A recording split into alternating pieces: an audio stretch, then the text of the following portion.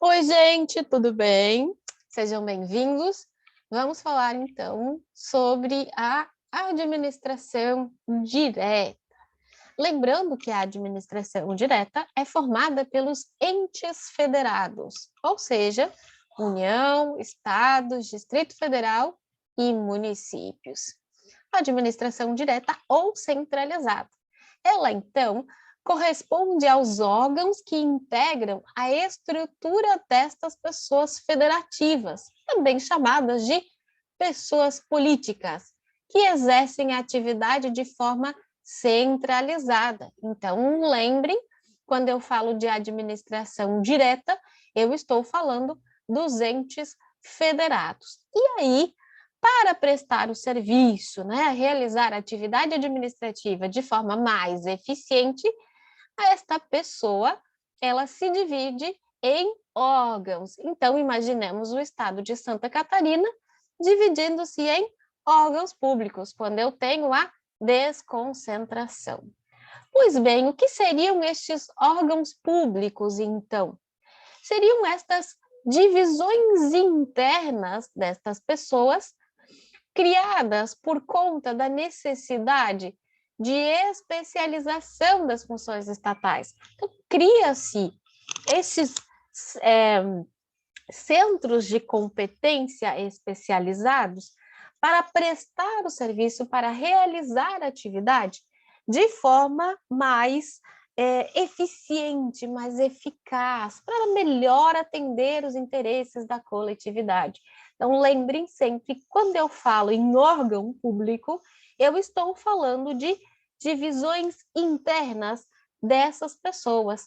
A exemplo dos ministérios, das secretarias, coordenadorias, temos lá departamentos, controladorias, ouvidorias, são exemplos, então, dos órgãos públicos.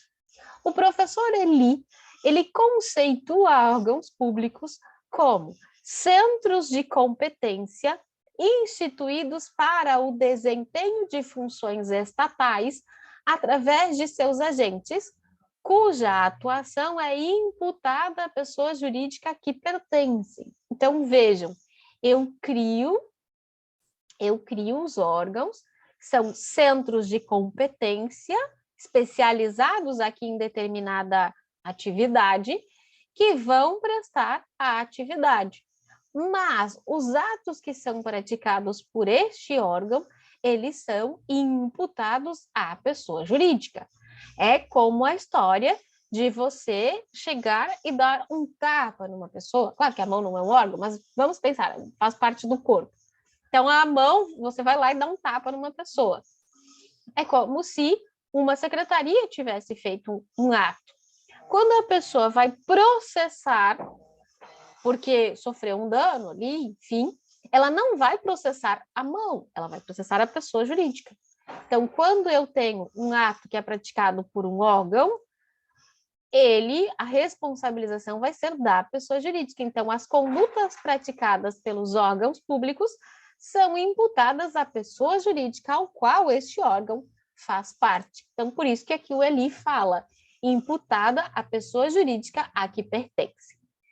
Vejam, então, órgãos públicos, estes centros de competência para o desempenho de funções. Não se confundem com a pessoa jurídica. Pessoa é o todo, os órgãos são partes do todo.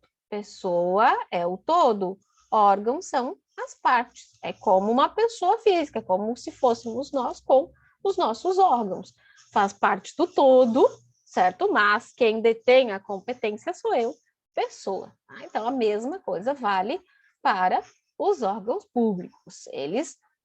Os atos praticados por estes órgãos, eles são imputados à pessoa jurídica a que eles fazem parte. Isso significa dizer que os órgãos públicos não têm personalidade jurídica, não têm vontade própria. Assim, gente, vocês podem pensar, professora, mas quando chega lá a Secretaria de Educação, ela que define, ela que faz a licitação, ela que tem os seus servidores. Ok, Ela tem, mas tudo que a secretaria faz, ela tem que se reportar a quem? Ao chefe. Quem é o chefe? O prefeito. Então, se eu estou falando de uma secretaria de educação municipal, o secretário de educação, sim, ele vai cumprir as atribuições dele, mas ele fica sempre tendo que dar explicações, dar satisfações ao chefe, que é o prefeito. Então, por quê? Porque a responsabilidade, quando houver algum problema causado pela secretaria, é imputada à pessoa jurídica, município, tá bom? Então, por isso que eles não têm personalidade jurídica. E aí, se fala, então, que essa atuação destes órgãos, ela é imputada à pessoa jurídica. Essa teoria de que os atos praticados pelos órgãos públicos são imputados à pessoa jurídica que fazem parte é chamada de teoria do órgão ou teoria da imputação, tá, gente? Teoria do órgão. Essa teoria do órgão, ela foi elaborada lá na Alemanha e hoje esse é o autor, ela é totalmente aceita hoje pela doutrina e pela jurisprudência. Então, pela essa teoria, o Estado, pessoa jurídica, e aí quando aqui Estado, leiam União, Estado, Distrito Federal e Município, aqui Estado, ele manifesta a sua vontade por meio dos órgãos que integram a sua estrutura administrativa. É como se, isso vale também para um servidor. Quando você chega lá no município, você chega no cartório eleitoral, agora falando assim, chega no cartório eleitoral e diz assim, você chega lá, tem a atendente, é a Joana, ela é atendente, é João e Joana, né, para ficar mais fácil dar os exemplos. Você chega lá e você pede, Joana, eu preciso de uma certidão de quitação eleitoral. A Joana vai lá, vai entrar no sistema, vai imprimir uma folhinha, vai assinar e vai te entregar. E aí eu pergunto, essa certidão foi quem está declarando que você está quite com a Justiça Eleitoral? É a Joana ou é o Estado? É o Estado. O Estado, lá por meio da Justiça Eleitoral, está dizendo, olha, a fulana de tal está quite, mas fez isso através do seu servidor, fez isso através do seu órgão. Então, sempre esta atuação praticada pelo servidor ou pelo órgão é como se fosse a pessoa jurídica que está fazendo aquela situação, que está realizando aquela atividade. Por isso, teoria da imputação ou teoria do órgão. Pois bem, gente, certo. Eu sei que a administração ela pode criar órgãos. Como que é feito? Como que eu crio o órgão? Geralmente, você mostra a necessidade de especialização de funções estatais e aí justifica a criação deste órgão. Olha, eu tenho muita demanda no setor X, então eu preciso criar uma secretaria especializada para que ela possa prestar o serviço de forma mais eficiente. Você justifica ali porque precisa, é um serviço que precisa ter uma atenção especial, enfim, ok? E vejam, a divisão em órgão, ela pode acontecer tanto na administração direta, então lá o município, quando se divide em secretarias, então eu posso ter tanto na administração direta, quanto na administração indireta. Por exemplo, lá dentro do INSS, eu posso ter um órgão específico lá de previdência, um outro específico de assistência, enfim. Aqui é onde você trata sobre, é um órgão especializado na concessão de aposentadoria. Quero me aposentar, eu procuro aquele local. Aqui do outro lado é especializado em auxílios. Auxílio acidente, auxílio doença, enfim, aí eu vou lá, ok? Então, também na administração indireta, nós podemos ter a divisão em órgãos. Na administração direta, a criação e extinção de órgãos, ela depende da existência de lei. Então, eu quero criar um novo órgão. Eu tenho que fazer um projeto de lei, encaminhar para a Câmara de Vereadores, se for no município, e ela autoriza lá a criação daquele órgão. Por exemplo, em Joinville, há pouco tempo, nós tivemos uma reforma administrativa, então eles queriam criar uma nova secretaria. Secretaria de Desenvolvimento Econômico, se não me engano. Para isso, teve que fazer um projeto de lei e encaminhar. Por quê? Eu preciso de lei para criar este novo órgão. Agora, gente, mera disciplina de organização e funcionamento do órgão, desde que não implique aumento de despesa, pode ser feito por decreto do chefe do Poder Executivo. Por exemplo, eu tenho lá minha Secretaria de Educação e eu quero determinar como vai ser o funcionamento lá dentro da Secretaria de Educação. O coordenador vai ficar ali, o gerente ali, os servidores vão ficar aqui, os professores vão trabalhar de tal hora a tal hora.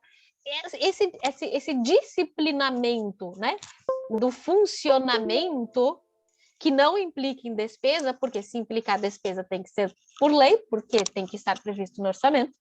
Então, se não implica despesa, a organização interna pode ser feita ali por ato normativo, decreto do chefe do Poder Executivo, ok? Agora, criação e organização que envolve despesa, aí tem que ser por lei, certo? Então, sempre pensem assim, tanto a criação quanto a extinção de um órgão precisa na administração direta, precisa de lei. Como nós vimos, os órgãos, eles não têm personalidade jurídica. Por sua vez, não possuem capacidade processual. O que isso significa? Imaginem que você está lá dirigindo o seu veículo, tudo tranquilo, correto, está dirigindo. E, de repente, passa lá um carro que está plotado lá, Secretaria da Educação, município de Joinville. Passa lá o carro do secretário, da secretaria, passa e de repente bate no seu carro. Ele fura um sinal vermelho e bate no seu carro. Aí você olha, o motorista lá desse veículo é o fulano de tal, ele está dirigindo o carro da Secretaria de Educação. Aí você olha, bateu no seu carro, você não vai fazer a conta, você vai entrar com uma ação indenizatória, pedindo a reparação dos danos do seu veículo, né? Contra quem você vai entrar? Contra o motorista? Contra a Secretaria da Educação? Ou contra o município? Bom, eu vou pensar assim. Não, o motorista ele está em nome da Secretaria. A Secretaria é um órgão do município. Como o órgão não tem personalidade jurídica, eu vou entrar contra quem? Contra o município. Tá? Por quê? Porque os órgãos não têm capacidade processual. Eu não vou entrar em um processo contra a Secretaria de Educação. Ela não tem capacidade processual para figurar num processo judicial. Isso é a regra, tá? Por quê? Doutrina e jurisprudência reconhecem capacidade processual ou, como alguns preferem chamar, personalidade judiciária para alguns órgãos de natureza constitucional, quando for para tratar de suas competências ou prerrogativas funcionais que foram violadas. Por exemplo, se alguém falar alguma coisa ou destruir o patrimônio da Câmara de Vereadores. Câmara de Vereadores é um órgão público que pode ingressar na Justiça pedindo proteção, né, porque suas competências ali foram violadas. Ministério Público tem capacidade processual. Defensoria Pública tem capacidade processual. Por quê? São órgãos constitucionais que podem ali buscar, então, a defesa de suas competências ou prerrogativas, tá? Então, veja, a regra é que órgãos públicos não possuem capacidade processual. É isso aí, João. Não possui capacidade processual. No entanto, os órgãos públicos de natureza constitucional, aqueles previstos na Constituição, eles podem ingressar, podem ter personalidade judiciária para defender suas competências ou prerrogativas, tá?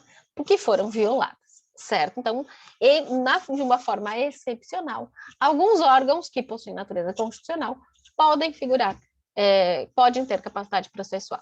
Ministério Público, enfim, eles têm ali essa possibilidade. Ainda falando de órgãos públicos, nós temos algumas classificações, e eu trago aqui apenas a título de curiosidade. Então, os órgãos públicos, eles podem ser classificados quanto à sua posição estatal como órgãos independentes. Estes, gente, são aqueles que representam o poder, ou seja, Eles não estão subordinados a ninguém. É ali onde saem as decisões. Por exemplo, a presidência da República é um órgão. O gabinete do prefeito municipal é um órgão. Ele é um órgão específico que cuida ali da tomada de decisões. Então, é eles que mandam, são órgãos independentes.